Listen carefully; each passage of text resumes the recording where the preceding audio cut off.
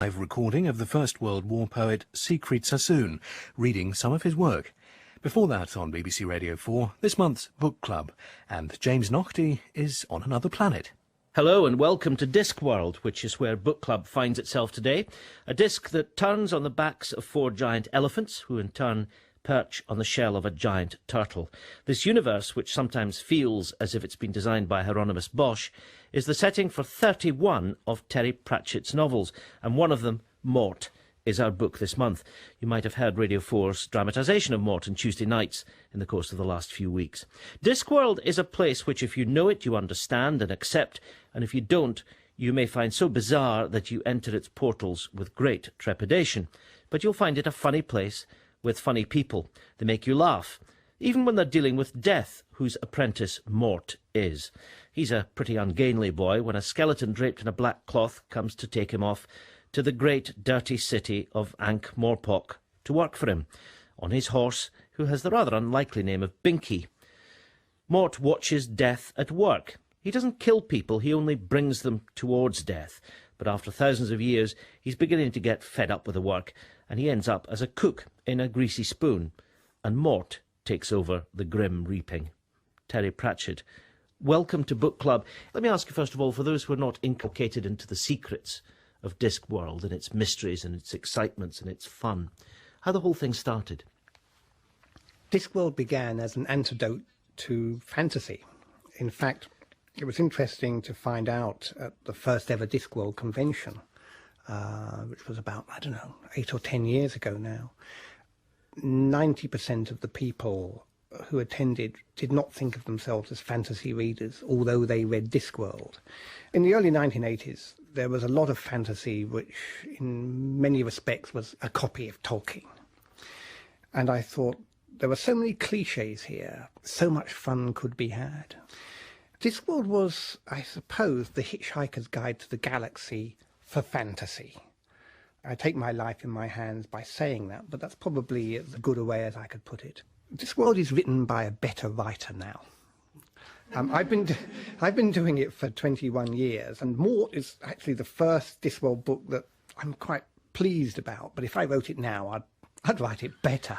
So in what sense, I want to bring in our readers in a moment, in what sense is it a transition in the sequence? I mean, do you see it as one that is maybe not a turning point, but a development in the sequence? The first couple of books were fun, jokes at the expense of the fantasy universe. The plot was really there just to stop the front and back of the book banging together in the middle. And then I realised by Mort, for the book to work, it's got to work as a book independently of the humour. So I think I've got better at that now, but Mort was when I started to get better, I think. I think you wanted to say something, didn't you? I am a fantasy reader. You mentioned there's only about 10 or 20% of us or so that are your fans. There was an awful lot of bad fantasy around in the mid to early 80s. Mm-hmm. Was there one thing that just set you off and said, right, I've had enough, I'm going to write an antidote to all of this, well, rubbish? Yeah, there was. There was a book I was leafing through. A character said something like, "If faith, he will wax wrath." I thought, he'll wax the table. I mean, it doesn't... And it always had the same kind of map. So you do the Pointy Mountains and the Wiggly River, and that's the Northland and that's the Southland. This world is like Middle-earth after the Industrial Revolution. You know, when you realise that the orcs may as well be employed, you know, and you find that they've all got wives and little orcs, and that some trolls actually like poetry, and everyone's come to the big city and they're trying to make an honest dollar. This one is incredibly flexible. It has a condom factory. It worked, it was part of a plot, you know, and why not? Latex is a natural product. You can't do that in Middle-earth. You can't think about doing it in Narnia. I mean, just don't go there. And yet it wasn't done particularly for laughs. It was because I needed a large vat of rubber at one point. And it fitted in because of the kind of eclectic nature of Discworld. Discworld is a fantasy version of this world, and I suspect that's what makes it attractive. My question's about the character of Death. You wouldn't expect to be fond of any character representing death, but you can't help it. Did you plan that from the start, or did you grow to love him too? I treated him as a human character. I mean, Death is the classic Death out of, if you like, medieval folklore. I mean, he is a skeleton with a cloak and all the accoutrements that you But expect he's with a human-shaped. Mephistophelian figure. But he's human-shaped. Yes. And it's a theme that extends through Discworld, that shape, to an extent, defines function. He has hands, admittedly skeletal hands. He is the same shape as us, and he constantly is puzzled by humanity. We only have, 70 and maybe 100 years if we're lucky, and we spend all our brief life making it as complicated for us as we can. We are a source of endless fascination to him. This introspection is just beginning in Mort, and he is quite a sympathetic character because he doesn't understand humanity. He keeps trying to, but he only sees it from the outside. This is quite serious stuff, isn't it? People do seem to like him. I mean, why do you like him? I've read almost all of the Discworld books, and I think Death is one of them. Really charming, recurring characters. Charming? He's my favourite. I love it. One of the questions I came here really wanting to ask was whether, when you started to write Mort, you knew that you were going to write more than one Discworld book about Death. He appeared before this, I'm pretty sure, but he has taken a kind of starring role in some of the books that have come after, and I was wondering if you knew that was going to happen. When I wrote Mort, which was the fourth book in the Discworld series, I didn't know that there was going to be a fifth book. So I certainly had no idea of there being a plan or a story arc. Now I'm on, I don't know, I think I'm writing the 33rd Discworld book now, so I've got a vague idea that there may be a 34th, just our kind of feeling. He has come alive, and it's a very strange thing for Death to do. And I've had just so much mail about him, and this may not exactly be the most tasteful thing to say, but I've had letters like, Great Aunt Maisie really loved the character of Death in your books, and she's 97 when she discovered Discworld, and she's read them all, and we were taking them up to the hospice every day until she died. And I think, those kind of letters make you sit and stare at the wall for the rest of, but not in a bad way. He means a lot to a lot of people, and sometimes people who are due to check fairly quickly whether I've got the right idea about Death. Well, I was just going to ask, really, it strikes me that there's something about the writer in Death, not you personally necessarily, but that way that he stands aside and watches and puzzles over behaviour seems to be something that you see in a quality of writers do this thing where they observe, they watch, and I wonder if that's where your connection with him is, or do you have that connection with him as a writer? You watch humanity. What's an interesting question? And Yes. he watches humanity. For what is thought of as an inconsequential comic novel, this is getting positively abyssal in its depth. Oh, well, it's these are the sort of people we specialise in the book club. The point is, Death is always on the outside, and to an extent, I suppose. Hey, this is South Bank stuff. To an extent, so is the author. There should be a couch. And now I come to think about it, a lot of my characters are outside, watching the carnival that they can't actually take part in. They've got that bit of them that doesn't join in. And that's where the writer lives, watching everything, listening to everything, looking at everything. And I suppose Death is that character. Although, as the books progress, he begins to show his colours a little bit. There is a scene in Masquerade, where he plays a game of poker with Granny Weatherwax, a character that was barely existing in the series at this time. And it becomes clear that if you're really, really, really prepared to bet everything in a game against Death, he might just weigh the balance in your favour. He has some sympathy for us in our plight. We're going to be dead in a few years' time. And you get the impression, as I do, that he's kind of on our side. He doesn't, it's nothing personal. He has a job to do. Give us a reading from the book, Terry, and set the scene. It takes place not long after Mort, who is entirely a human boy, has been taken on as Death's apprentice. Mort listened to the clatter of stone under the horses' hooves. Then there was the soft thud of packed earth as they reached the road, and then there was nothing at all. He looked down and saw the landscape spread out below him. the night etched with moonlight silver. If he fell off, the only thing he'd hit was air. He redoubled his grip on the saddle. Then Death said, "Are you hungry, boy?" "Yes, sir." Death nodded and reined in the horse. It stood on the air, the great circular panorama of the disc glittering below it. Here and there a city was an orange glow. In some of the deep valleys the trapped daylight of the disc, which is slow and slightly heavy, was evaporating like silver steam. But it was outshone by the glow that rose towards the stars from the rim itself. Vast streamers of light shimmered and glittered across the night. Great golden walls surrounded the world. "It's beautiful," said Mort softly. "What is it?" "The sun is under the disc," said Death. "Is it like this every night?" "Every night," said Death. "Doesn't anyone know?" said Mort. "Me," said Death. "You? The gods? Good, is it?" "Gosh," said Mort. Death leaned over the saddle and looked down at the kingdoms of the world. "I don't know about you," he said, "but I could murder a curry."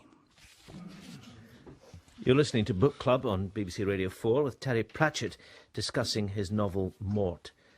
Yeah, what you were saying is the idea that death seems to be very popular. I was just wondering, if you read some of the heavier broadsheets from time to time, you find articles saying that as a culture we've lost touch with death. Do you think this is a way of people refamiliarising themselves? Actually accepting we're not going to beat it, so we better get used to the idea and have him as a sort of distant uncle. I'm arguing against myself, I suppose, but this is the kind of the acceptable face of Death. He's a nice character. As is pointed out in the books, I mean, Death is the Grim Reaper, but he can't help, as it were, liking people. And that makes him funny. But the thing is that the use of Death, it harks back to the medieval mummer plays. You know, God would turn up on stage. You know, Father Time, Death, you could have anyone. It's only in the last couple of 100 years that he hasn't turned up as a character at some point. The thing about meeting death after you're dead is kind of mixed feelings, really. Yes, you're dead, but there's clearly some kind of you who's there actually seeing death, which suggests an afterlife of some sort. Do you believe that? Ask me again in 150 years. I want to ask, we happen to have the organiser of the fan club here, and I just want to ask you to what you attribute the grip of Discworld in general, but characters like Death, whom we've been discussing. Well, I think the first scene in Mort, when he's walking across the icy courtyard and he suddenly slips on a patch of ice and says, "Oh, bugger that." I mean, I just adored him from then on, you know. I mean, how can you not like a skeleton that does that? Is that the sort of explanation that other people would give? I mean, what, as gentleman in the back here? It's made death a more accessible idea. Up until then, you've sort of got the idea that, oh, what is death all about? You haven't got a clue. And now all of a sudden, it's actually put into a concept that you can understand fairly easily. It's made more human, rather than some grand scheme that is beyond us. Yeah, and you don't need to get into metaphysics. I mean, he's there. He's just sort of wandering around with his cloak. Yeah. Hang on a sec, yeah. I'd like to ask Terry how much research he does for the books. For example, the word Mort is actually the Hindu word for death, and also the whole structure of the Discworld is actually based on Hindu mythology, and I was just wondering how much research he does. The Mort, you know, Mortician, Mortis, I mean, that's easily done. I don't actually do research. I mean, occasionally, I think I need to know something about chocolate or how clocks are made or something, and I'll go and look it up. I'm a great believer in serendipitous research. You read anything that seems to be interesting. You just find things that you just didn't expect in some book that you didn't expect to find them in. I may as well say this publicly for the first time. The whole thing with the flat world and the turtle and the elephants, I think that was kind of like a wrong decision on my part, because nearly everything that happens on Discworld happens on the surface of Discworld, on a world which looks just like this one. And, you know, it's a funny thing, when we walk around on this world, we don't say to each other on a daily basis, "Do you know, we happen to be on this ball of rock and molten iron." which is circular and very, very painful if you're in the middle, and it's spinning around. We don't say that, and on Discworld, people do not refer to the fact that there's a turtle down there. It's just what it's all about. And people always start with, well, there's this world that's flat and goes through space on the back of a giant turtle, which isn't actually what Discworld is about at all. But it was something I dreamt up at the beginning because it's straight out. I mean, you're right. It comes to its finest flowering in Hindu mythology, but aspects of it are in other mythologies as well. Because I wanted with all due respect to the Hindu religion, something which looked ridiculous, something that was clearly alien, something that wasn't a planet. But now, I think there are people that just don't get past that statement. One here and then in the front. All through lots of the books, there's always plays on words. There's a lot in soul music. Do the puns come to you just out of nowhere, or do you actively go looking for them, say like Jilly Cooper does? I think puns and plays on words are two slightly different things. Sometimes a play on words can add quite a bit of power to the book. The one I really like is you'll all know, but I can't remember. Commander Vimes of the City Watch, who came up from the street as commander of the watch, he has this wonderful gold breastplate that he has to wear on ceremonial occasions, and he's kind of embarrassed about the fact that he's now a duke, and all his hatred of being in that kind of position is funneled into his hatred of this armour, which of course is guilt, or as it's put in the book, guilt by association. And then there are the puns that don't get done, as in The We Free Men. There is a toad in that book which can talk, which is very, very pale. In fact, it's practically yellow, and the reason it's practically yellow is because it's been ill, and these facts are explained in this kind of fairy tale setting, but at no point is my heroine told to follow the yellow sick toad. So that was a pun which was very deliberately not put there. Some people may feel it's just as well, but some things are better left to stick to the wall. The gentleman in the middle, I think. With the spread of the internet, there's fan clubs and fan fiction and people stealing Discworld and writing their own stories using your characters. Do you ever find you're drawn to read those and use those, or do you have to try and avoid them? I very deliberately don't look at any fan fiction, and anything that gets sent to me is carefully filleted upstream of me before it gets to my desk, and sometimes I get letters which have been carefully folded and stapled. Here's this really cool idea about... because we did have someone once who said, you must have read my idea. Fortunately, this gentleman had no idea how far in advance a manuscript actually goes to the publishers, and at the time he'd done that little bit of fan fiction, the bound proof copies were already out.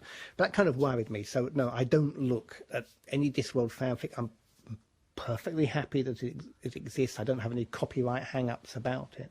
And in a sense, I'm glad that people do it, but I hope they then move on to do their own stuff. Backing away to the puns, you also like to get references, we all know, in your Discworld books, and reading them is often a game of spot the reference, like Fabricate Diem Punk, sort of Clint Eastwood job. But how much do you actually go out your way to try and get references in? The references are... I mean, they're references to popular culture and ancient history, lots of times to ancient history. Well, you get it both ways. I mean, Fabricate Diem Punk, make my day. Well, yeah, in something that isn't quite Latin, let's be clear about it. Well, indeed. No. Yes. Fabricatus is a lovely Latin word, if only it existed. Well, exactly. I was wondering how many of the Latin things are real. Are you a real Latin lover? No, but I know people who are, or at least can come up with authoritatively bad things, and I normally have some rough idea what it is I'm after. I was actually trying a Greek one the other day, but it just wouldn't work. We couldn't find the right typeface. You've talked a bit about your serendipity approach to research, and now you're talking a little bit about your own knowledge and background. Just give us a pen portrait of your own education. Well, in Who's Who, it says my education was at Beaconsfield Public Library, and in truth that is true. I went to school, I passed the 11 plus, which was an examination we used to have in those days. Indeed. But school kind of flowed over the top and around me. I often think that if someone had just taken half an hour to kind of explain things to me, I'd have settled in a bit more. I wasn't a particularly bad scholar, I wasn't a particularly good one. When did you learn the delight of writing, of creative writing? My first short story, which actually ended up as being the first story that I had commercially published, was done as a school essay. The teacher gave me 20 out of 20 for it and put it in the school magazine, and the kids loved it. And I thought, this is it, you know, I'm actually a popular kid, which was not a particularly familiar sensation. You know, I wasn't like the last kid to get selected in PT for the teams, but I'd be in the last 4. And it was, I think, Art Buchwald who said that in every gang of kids there's the writer, the one who relies on telling jokes and stories in order to be accepted. Did you feel that when you left school, that you were a writer? Well, when I left school, it was to go straight into a job as journalism, so whether you consider that to be writing, that's certainly what I was doing. And that was incredibly good training for me, because, first of all, you learn there's no such thing as writer's block. If you get it, the editor comes and shouts at you. Yes, you've got something to say. Yes, one of my favourite parts of the book is when Death goes to look for a job and goes to the job broker. This helps youngsters get into the book. There's a classic line which always helps my daughter overcome problems she has at school. It would seem you have no useful skills or talent whatsoever. Have you thought about going into teaching? Yes. Now, is that from the heart? It's certainly from the brain. It was possibly an unwarranted sideswipe in the case of some teachers. And once I found out that the quickest way to learn something is to have to teach it to someone else, I thought I began to understand it. But I'm a humorist. You go, there's part of me that will go for the gag. You know, I could have been a contender. I could have been a Booker winner, probably, if it wasn't for that. I have this terrible idea that occasionally it should be funny. But I have to say, I can't possibly disown Mort. It was a great book to write. I can see the flaws in it now. I think a book like Night Watch, which is a comparatively recent book, is a much better book. It may be darker, the characters have more depth, there's a lot of humour in it, but a lot of the humour is, as it were, on the edge of the grave. Maybe occasionally I'm now just overcoming the urge to be funny all the time. You answered a question about unsolicited fan fiction. Mm-hmm.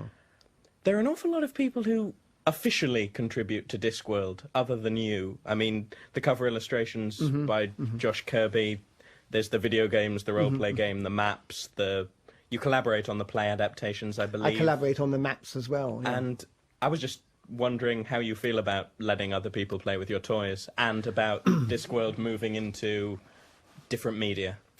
You have to remember that this is all fairly kind of small-scale stuff. And so I know the people involved, I get to talk to them. Almost invariably, I have the veto as well.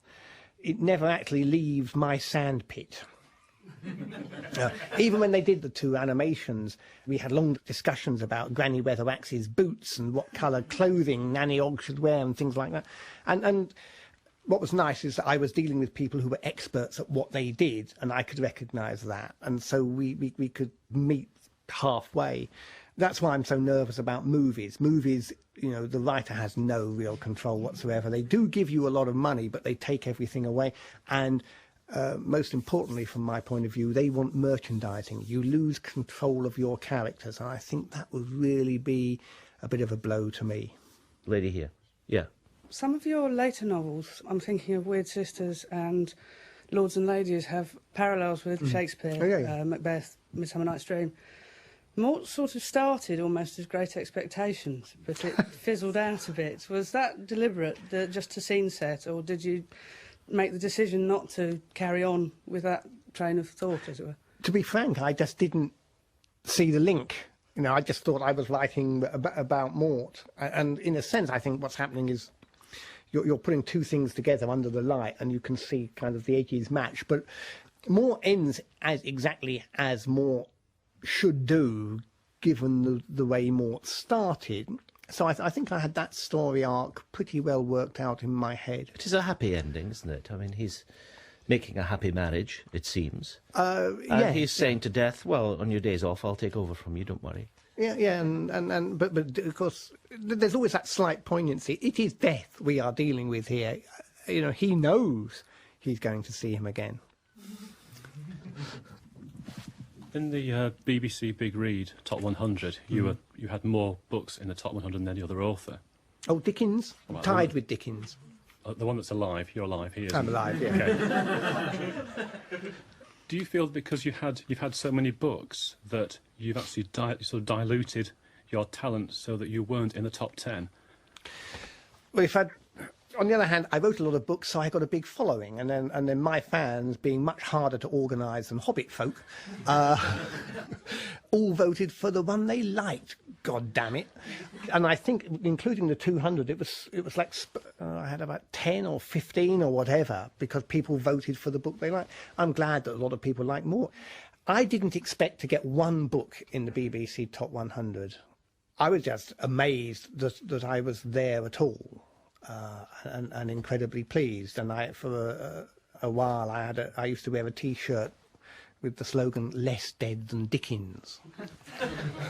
Book 32 about to be published. Book 33 in the making. How long will Discworld go on? I don't intend ever to write the last Discworld book. I do intend, and of course there will be people here that will utter a hollow laugh. I do intend to slow down because for many years I've been writing 2 books a year, and now dealing with the mail and the signing tours, and a terrible thing happened. The book suddenly became very popular in America, so they want me to tour there a lot, and I get far more mail now. And just 1 book a year. Other people manage on 1 book a year. I really think I ought to slow down. Terry Pratchett, slowing down. Thank you very much for being our guest on Book Club this month. Next month, on the first Sunday of August, that's August the 8th, we'll be talking to one of the greats of 20th century English fiction, Muriel Spark. Our chosen book will be, of course, I hear you say, The Prime of Miss Jean Brodie, a gem of a novel. Do read along with us. Don't forget, if you want to be part of our monthly audiences, let us know at bbc.co.uk/book club or at Broadcasting House, London, W1A 1AA. We always like to hear from you and hear your recommendations for books to read, apart from anything else. Our thanks to this month's group of readers here in Bush House in London and to Terry Pratchett. Until next month and the next book, goodbye. And as Jim suggested, we're always on the lookout for new members of the audience for Book Club. Writers featured later this year include Will Self, Pat Barker and Zadie Smith. If you're interested in coming along, take a look at the Book Club website or call Radio 4 on 08700 100 400. Book Club was presented by James Naughtie and is produced by Dimphna Flynn. All right, boys, this is a letter from America. BBC Radio 4 reflects on the life and work of Alistair Cook. Poised over the turkey, the hostess said, "Which, Mr. Churchill, would you prefer?" He said, "I should like the breast." In America, the lady rebuked, "We talk about the white meat and the dark meat." Next morning, a corsage arrived at the hostess's house. It bore a little card saying, "I do hope you will wear this on your white meat." Letter to Alistair is tonight at 8:30. File on 4 reports from Afghanistan in half an hour. First, a unique chance to hear archive recordings and insights into the life and poetry of Siegfried Sassoon. Dennis Silk travels back to Heytesbury House, where as a young man he used to visit his old war poet friend. I can remember exactly the day, May the 23rd, 1953, Cambridge University against Worcester. I'd just been bowled out and was licking my wounds in the pavilion.